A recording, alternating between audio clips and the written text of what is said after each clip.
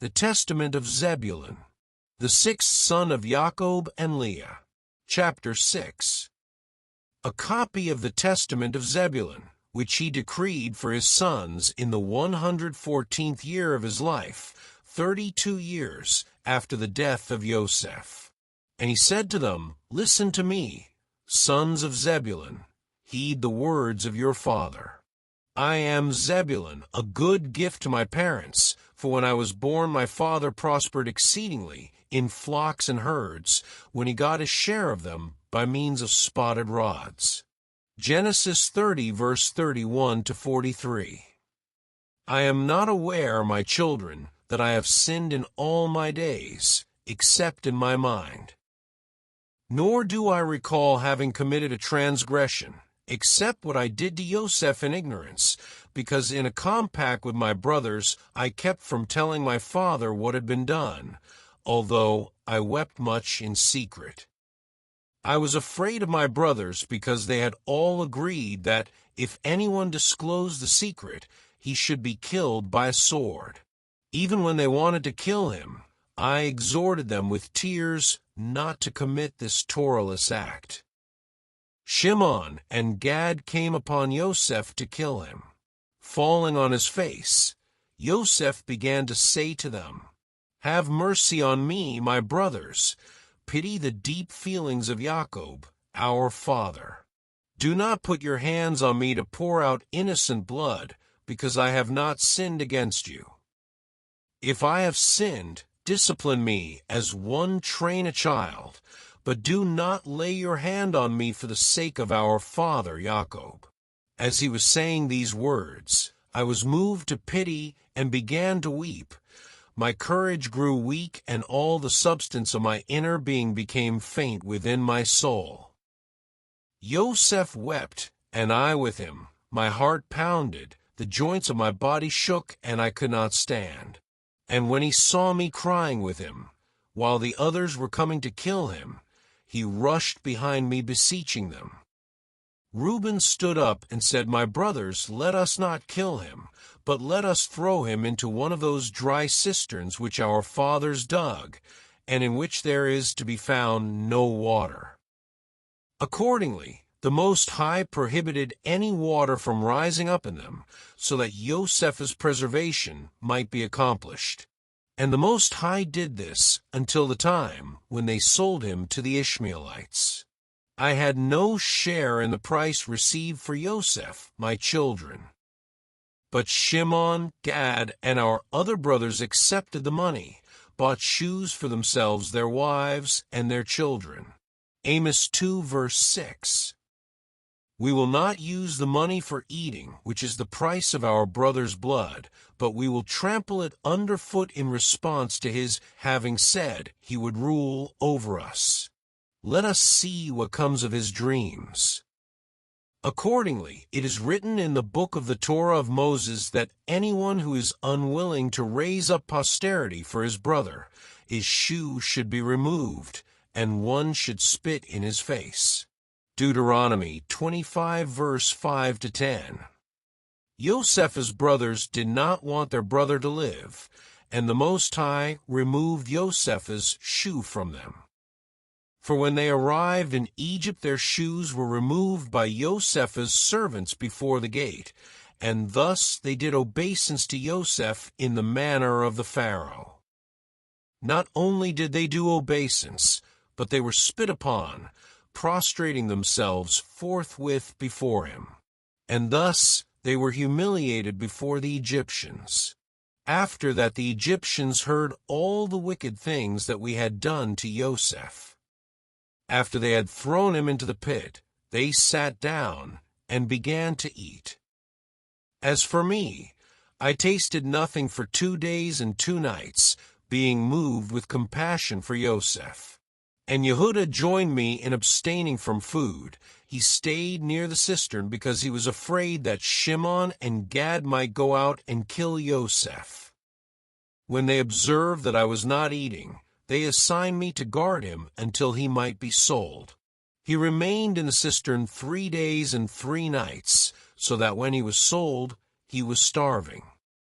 When Reuben heard that Joseph had been sold while he was away, he tore his clothing in mourning, saying, "How can I look my father in the face?"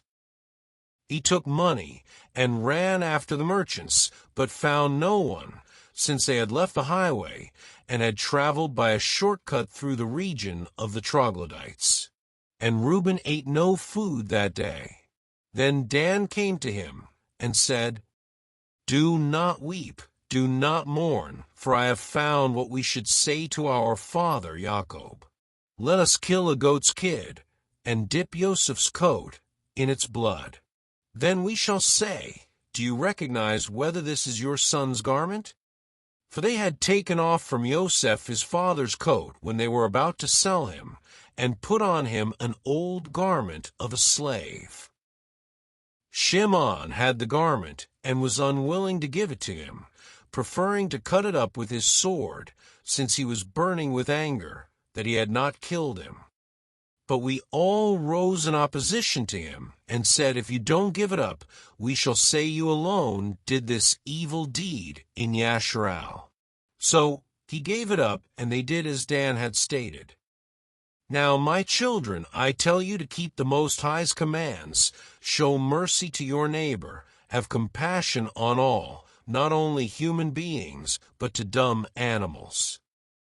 For these reasons the Most High blessed me, and when all my brothers were ill, I alone passed without sickness, for the Most High knows the purpose of each man. Have mercy in your inner being, my children, because whatever anyone does to his neighbor, the Most High will do to him.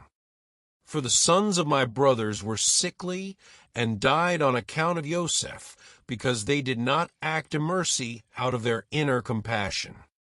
But you, my sons, were preserved free from illness, as you know.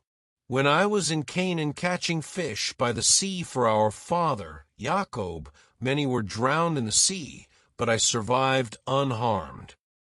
I was the first to make a boat to sail on the sea, because Yahuwah gave me understanding and wisdom concerning it. I positioned a rudder behind it, put up a sail on a straight piece of wood in the middle.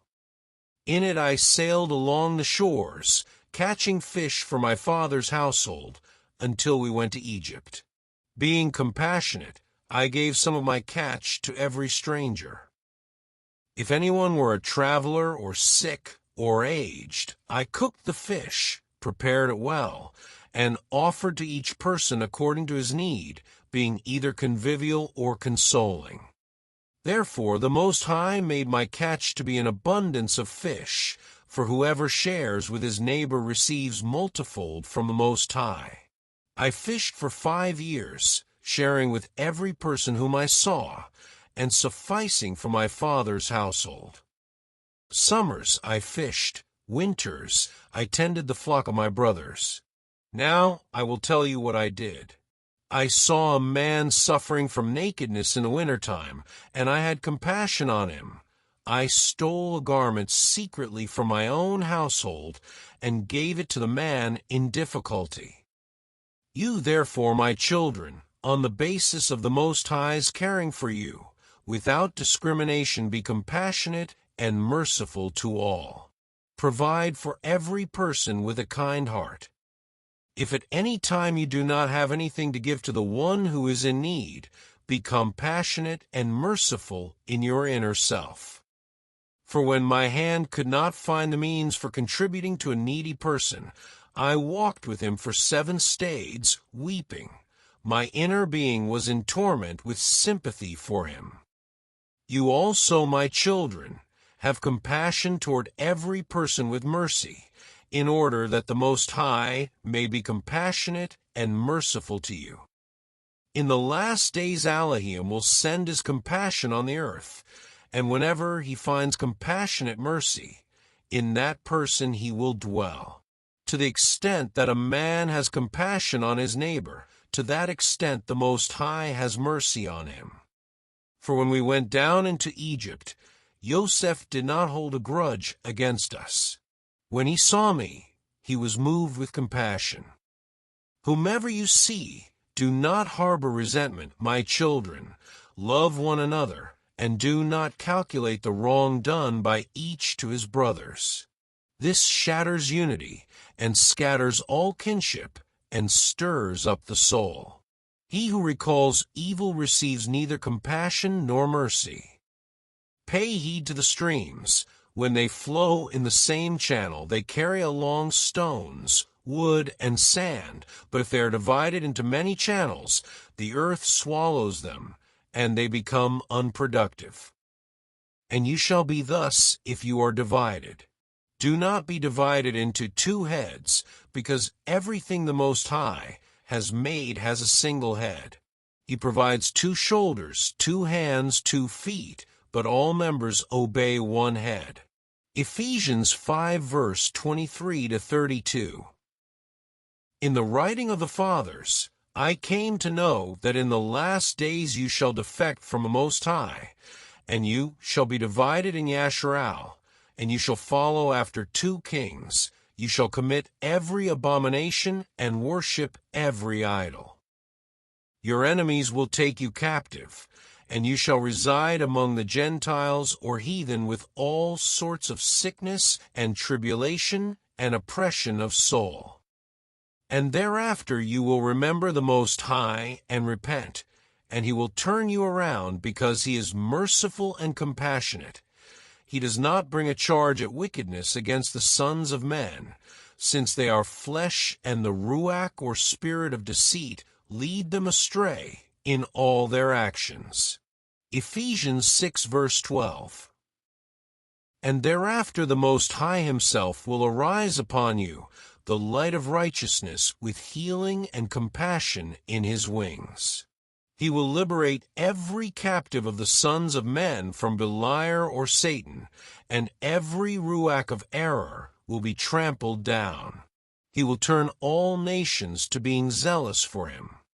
And you shall see the Most High in a human form, he whom the Most High will choose. Jerusalem is his name. Malachi 4 verse 2. You will provoke him to wrath by the wickedness of your works, and you will be rejected until the time of the end. And now, my children, do not grieve because I am dying, nor be depressed because I am leaving you. I shall rise again in your midst as a leader among your sons, and I shall be glad in the midst of my tribe, as many as keep the Torah of the Most High and the commandments of Zebulun, their father.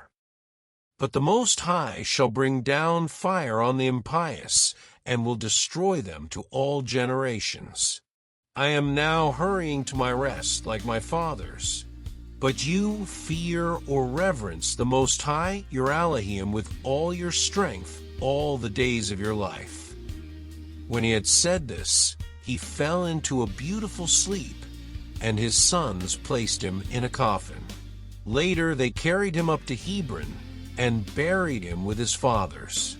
Yasher or Jasher 61 verse 3.